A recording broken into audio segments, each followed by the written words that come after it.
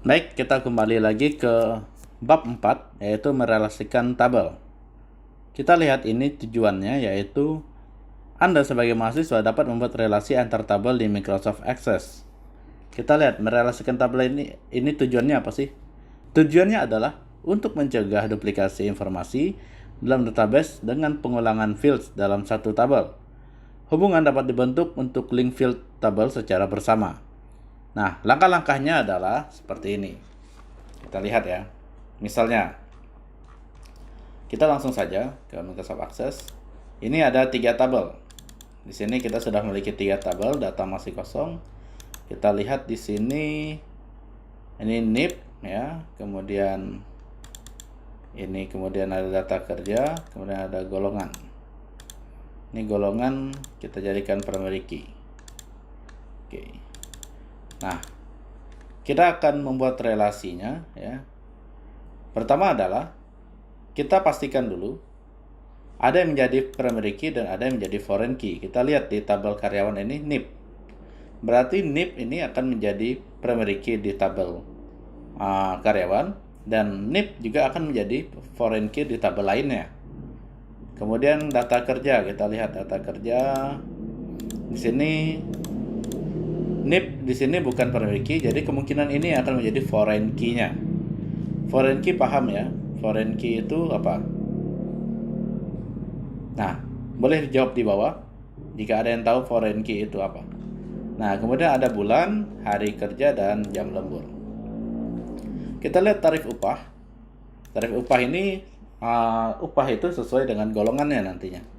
Maka itu golongan menjadi primary key. Oke, ini upah per hari, lembur per jam. Oke, sudah. Kita save. Nah, setelah itu kita akan membuat relasi antar tabelnya. Kita buat di create, kemudian cari relation. Di mana relation, ada nggak? Oh, nggak ada. Kita cari di database tools. Ada relationship? Ada di sini ya. Klik. Nah, kemudian Anda tinggal memilih data tabel mana yang akan dihubungkan. Tandai semua. Add. Close. Baik, kita sudah punya ini tabel yang akan kita relasikan. Nah, ada 3 tabel. Kita lihat di sini. Data karyawan, data kerja, dengan tarif upah. Pertama kita lihat NIP. NIP relasinya ke data kerja yang ada NIP ini. NIP di sini adalah foreign key, NIP yang di sini adalah primary key.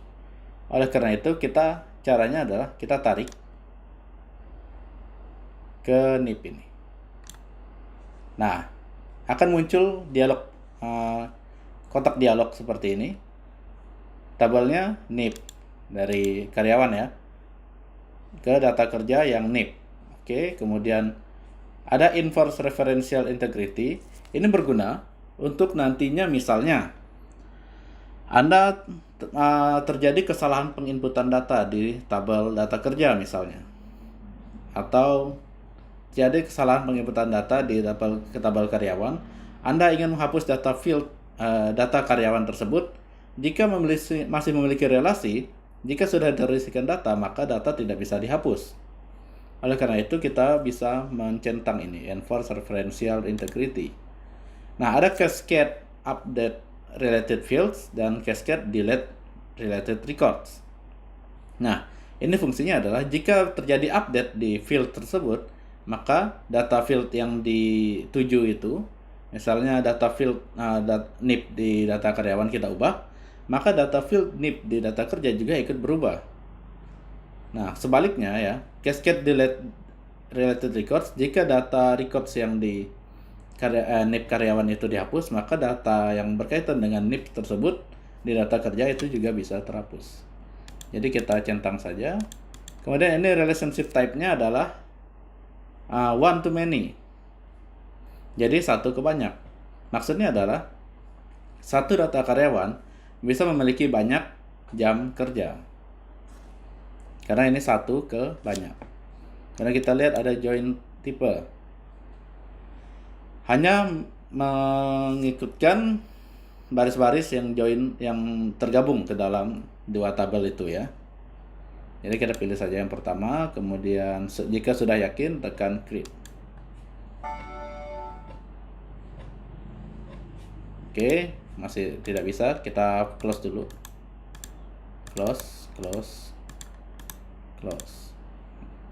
Kita tarik lagi. Oke, kita tandai create. Wah, ternyata ada yang salah ya. Kita lihat apa yang salah ini. Oh, di sini rupanya. Jadi ingat, tipe datanya harus sama ya. Oke, sudah. Kita relasikan, centang lagi, create. Nah, satu ke banyak. Ini satu, ini banyak. Nah, beginilah cara untuk merelasikan antar tabel. Kemudian tabel kedua, kita lihat tarif upah. Tarif upah ini ke golongan ini. Kita tinggal tarik lagi. Sama caranya, kita ginikan juga. Kemudian kita create. Nah, maka tabel ya. Tabel data kerja, data karyawan, dan tarif upah sudah berhasil dibuat.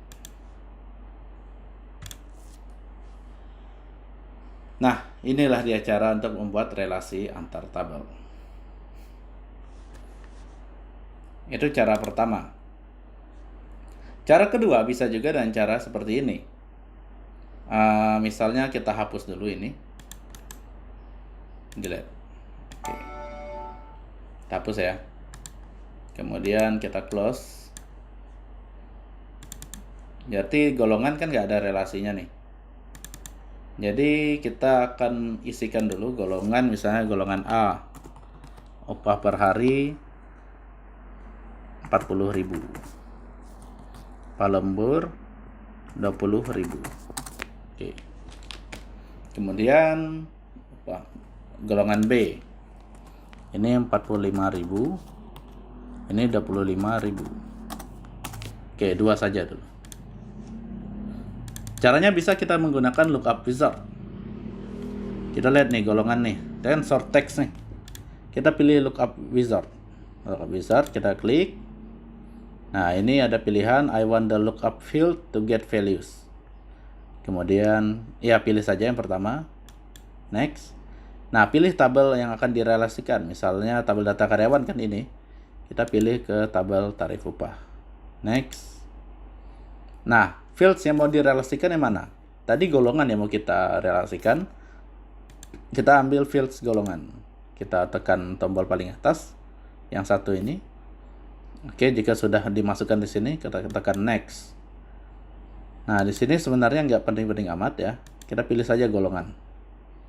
Nah, yang bawahnya kosongkan aja, nggak masalah. Tekan next. Nah, golongan sudah ada A dan B. Kemudian next. Golongan oke. Nah, ini ada enable data integrity sama seperti tadi nih. Ada cascade atau restrict.